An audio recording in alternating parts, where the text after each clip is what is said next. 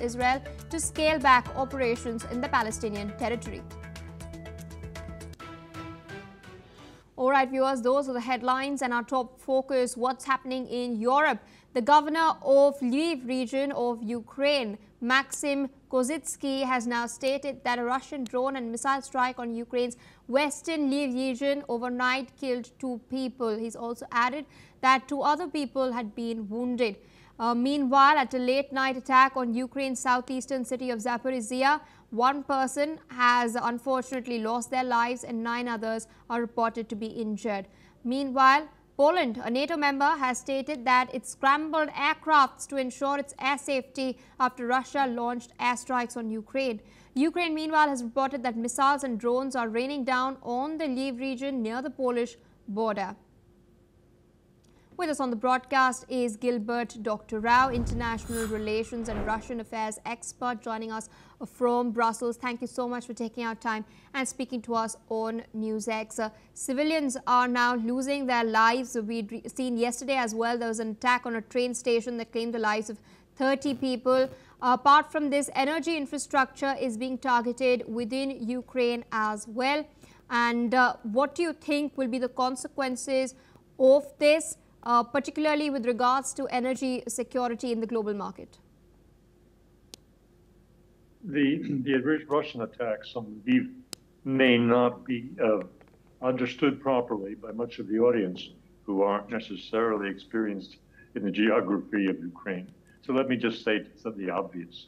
This is next to the Polish border. And Lviv has been a marshalling point for incoming military hardware coming through Poland, because Poland is across the border, from the West, from the United States and elsewhere.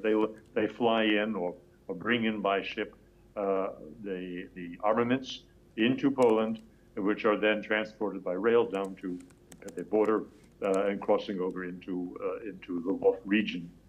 For that reason, because of the proximity to Poland and to avoid having an escalation and a sharply worsening relations with a NATO country like Poland, Russia in the past did not hit hard the Lviv region. They were spared. And that is paradoxical because the whole problem in relations between Russia and Ukraine are from that region. The Lviv region is the home to the Ukrainian nationalists. That is to say, the Lviv region, which was various times over history, I mean recent history, going back 150 years, was in Polish, Austrian possession, and then became part of Ukraine after World War II. This area was a center for the Ukrainian language. It was propagated from the end of the 19th century by the Austrians, who supported the Ukrainian language and Ukrainian nationalism as a way of undermining the Russian Empire in that region. So the Lviv region has very great historical and present-day importance, present-day as a logistics center, present-day as an intellectual or ideological center of the whole Maidan movement and the anti-Russian direction of the Ukrainian leadership in Kiev. That it is being struck in such a cruel way now is an escalation by the Russians in response to the never-ending escalation towards Russia by NATO and the United States. Indeed, and speaking of NATO, so far we've seen their response has been very calibrated, even though Poland did scramble jets and Operation Eastern Sentry is in place. There's not been any major protraction of the war that has taken place. Is NATO now towing the line very carefully in order to avoid escalating the war even further? I wouldn't say that. The war has many different dimensions.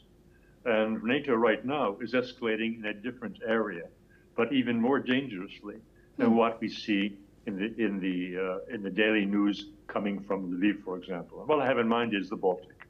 The European nations, and with France in the lead, are now trying to impose both a maritime and an air blockade on Russia over the Baltic Sea.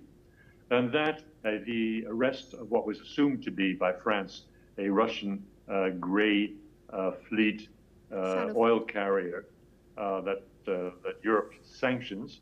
The interception this past week by France, who arrested the captain and one of his mates and interrogated them for some time before releasing them, that is an act of war.